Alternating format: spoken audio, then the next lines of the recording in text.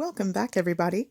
So today my son requested chicken nuggets, but I decided to McNuggetify these nuggets today. I'm also making a homemade sweet and sour sauce to go along with it. It's his favorite.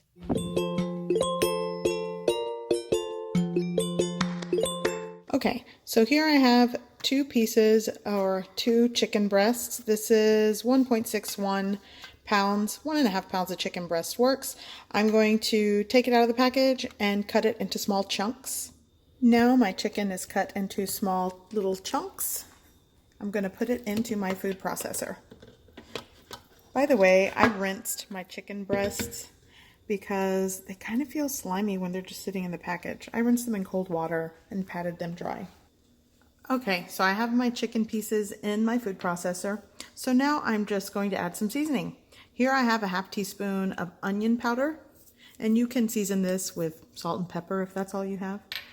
I'm also going to use half a teaspoon of sugar, a quarter teaspoon of white pepper, a half teaspoon of a seasoning salt blend that I like to use. I'll put it in the description below. But if you don't have a seasoning salt that you like, just use salt. And 2 teaspoons of low sodium soy sauce. I'm going to add, 2 tablespoons will work for this. Now just turn it on, process it, chop it up, and mince it until it is paste-like.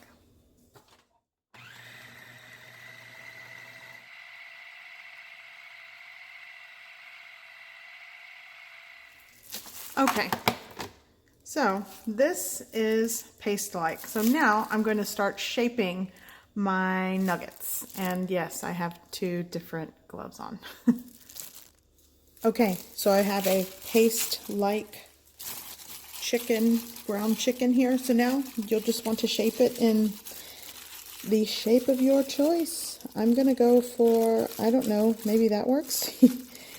And I'm going to set it on my baking sheet lined with a parchment paper.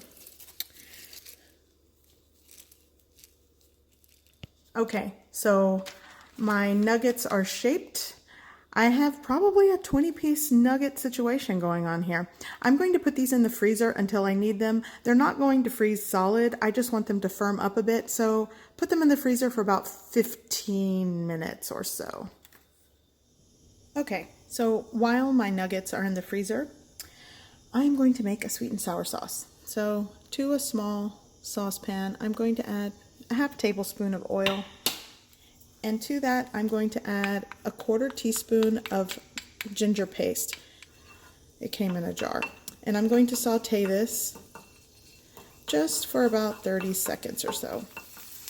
Okay, now I'm going to add 1 cup of apricot jam or preserves, and this is actually a combination of apricot preserve and orange marmalade because I didn't have enough of apricot. But if you have 1 cup of apricot or even a cup of peach or pineapple preserve, that really works great. But this is a combination. And I'm going to start with a teaspoon of rice vinegar. I'll give it a taste towards the end. If it needs a little bit more, then I'll add it. But you'll want to add the ratio of vinegar and the salt to your taste. A pinch of salt going in. Here I have a half cup of water. What I'm going to do is actually strain this because I really want to make kind of like a replica of the sweet and sour sauces that you get from McDonald's or your fast food restaurants. And some of these orange bits are really, they're kind of big for this, so I will strain this. Okay, so back into my saucepan. A little bit of rice vinegar, just a little dash drop. There we go. Hopefully that didn't go too crazy with that. Okay, so now it's gently simmering. And just to give it a thicker consistency, I made a cornstarch slurry, 3 tablespoons of cold water, 2 teaspoons of cornstarch, and I'm going to drizzle in just little by little Gonna give that a mix, and that's it. And that's the sweet and sour sauce. Once you shut off the heat, it will thicken more because there's, you know, pectin in this. There we go. Okay, so now let's work on the, well, this is the dry dredge for the nuggets. This is just a ½ cup of cornstarch. I didn't season it or anything, it's just cornstarch. And here I have a ½ cup of cornstarch and 1 1/4 cups of all-purpose flour. To that, I am going to add 1/4 teaspoon of baking soda, 1 1/4 teaspoons of baking powder, and 1 teaspoon of my seasoning spice blend. You could use 3/4 of a teaspoon of salt to a teaspoon of salt, and just give that a mix. I'm going to add 1 large egg. And now I'm going to slowly work in ice cold water. I'm going in with another 1/4 cup of iced water or chilled water, and that should do the trick. So in all,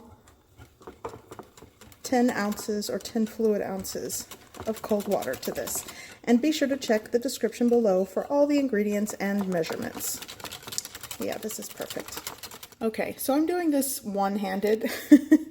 So basically I'm going to show you what I'm going to do, and then I'm just going to start frying them. So I'm going to take one of my nuggets, dredge it or coat it in this cornstarch, then dip it into my wet batter, right into my preheated oil.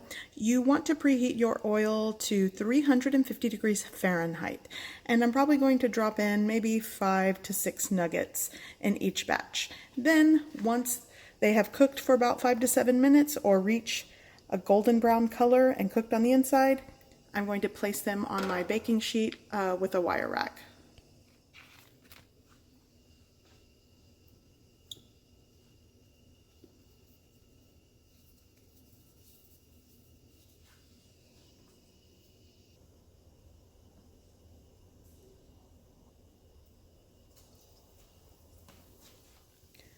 Okay, so the second one I'm going to use some chopsticks. That'll help me out better. There we go. So now I'm just going to let these cook until they are cooked through and a golden brown color, somewhere between 5 to 7 minutes.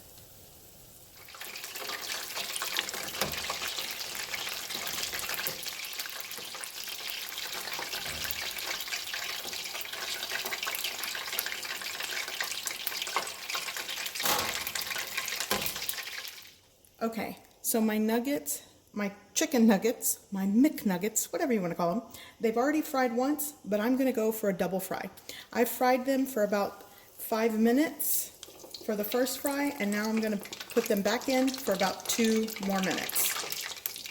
This will give me that crunchy texture that I'm looking for. You could definitely do a single fry it for 5 to 7 minutes. It is cooked through, but I really want a crispy texture to the exterior. Okay, so all of my nuggets are done. Take a look at that. I mean, could you tell that they were from McDonald's? I think they are pretty close. I think my son's gonna love this. But here's the one that's shaped like a little boot. And you do not have to double fry these, but I really think it helps the texture. So, I mean, I touched this one. I might as well try this, right? Into that homemade sauce, and it thickened quite nicely.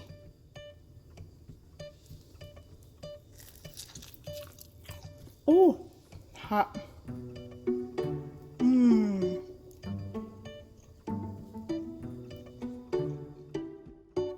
I hope you give this recipe a try. I hope you like it, and thanks for watching.